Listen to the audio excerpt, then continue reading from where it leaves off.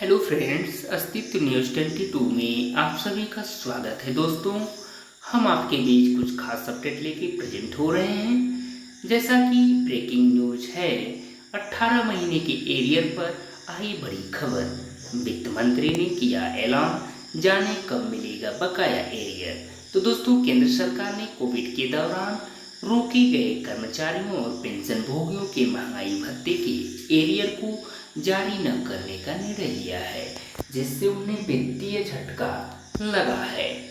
तो 18 महीने के एरियर पर राज्यसभा में गूंजा मुद्दा, वित्त मंत्री ने किया ऐलान, जानिए कब मिलेगा बकाया एरियर।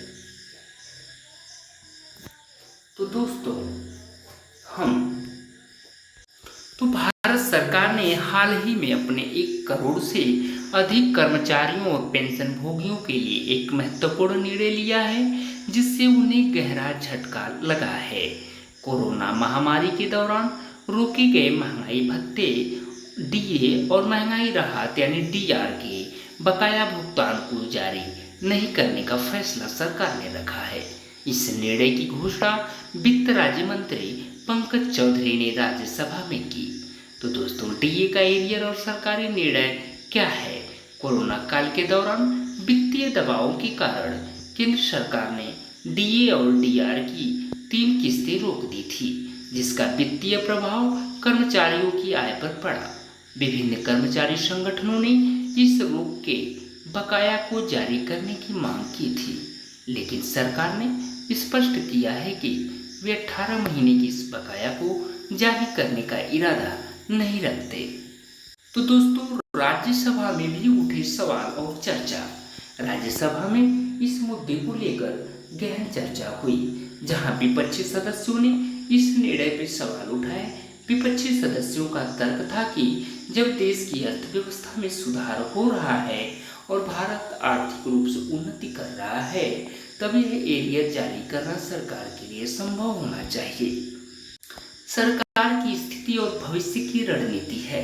तो सरकार का कहना है कि कोरोना काल में अर्थव्यवस्था पर पड़े विपरीत प्रभाव के कारण यह निर्णय आवश्यक था।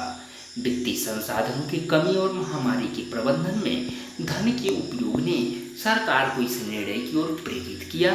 इस फैसले का सीधा असर कर्मचारियों और पेंशन भोगियों की आर्थिक स्थिति पर पड़ेगा, जिन्हें अब इस बकाया राशि के बिना ही अपने वित्तीय मामलों को भी संभालना पड़ेगा।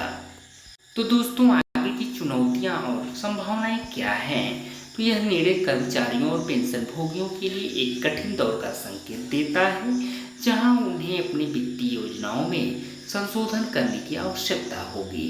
सरकार और कर्मचारी संगठनों के बीच इस मुद्दे पर आगे भी बातचीत और चर्चा की संभावना बनी रहेगी, जिससे शायद कुछ सकारात्मक समाधान निकल सके।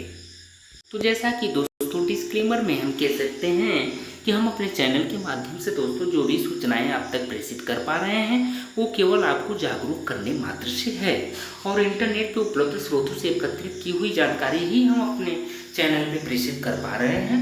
हम किसी भी राय या दावे का समर्थन नहीं करते। दोस्तों, जानकारी की सटीकता एवं विश्वसनीयता के लिए आप सभी लोग स्वतंत्र रूप से सत्यापन कर सकते हैं। दोस्तों, आपका बहुत बहुत आभार, धन्यवाद दोस्तों। थैंक यू सो मच दोस्तों, ऑल ऑफ यू।